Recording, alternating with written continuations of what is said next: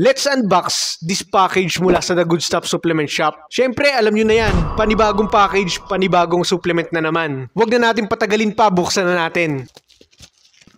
Malaki-laki to guys. Puro mga 2-month supply ko na to. So, big shoutout sa Good Stuff Supplements.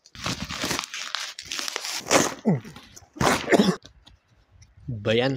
Ito yung laman ng package natin guys. Unang-una, napakalaki. Yan. Atliba Nutrition Whey Protein. So, meron na siyang 24 grams of protein, 2 grams of barley grass, and 500 milligrams of mangosteen. Napakasimple ng packaging, tawag dun, luxurious. Naalala ko sa packaging niya, para siyang inspired ng box ng Hermes or Louis Vuitton. So, napakasimple lang, pero luxurious yung dating niya. Sunod pa is, bubble wrap. Ito, meron tayo dito shaker with tank top ng Atliba Nutrition.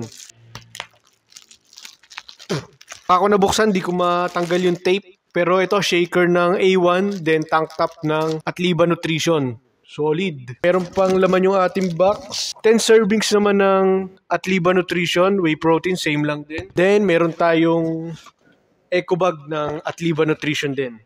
Para nga pala dyan sa mga hindi pa familiar sa Atliba Nutrition, no? Itong brand na to is same maker ng A1 Protein.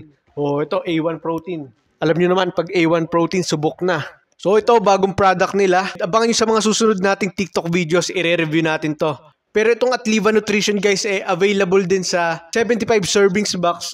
And kung medyo on budget ka naman, meron din tayong 10 sachets na box. Big shoutout sa The Good Stuff Supplement Shop at syempre sa Atliba Nutrition. Lahat ng products na to available sa ating Yellow Basket.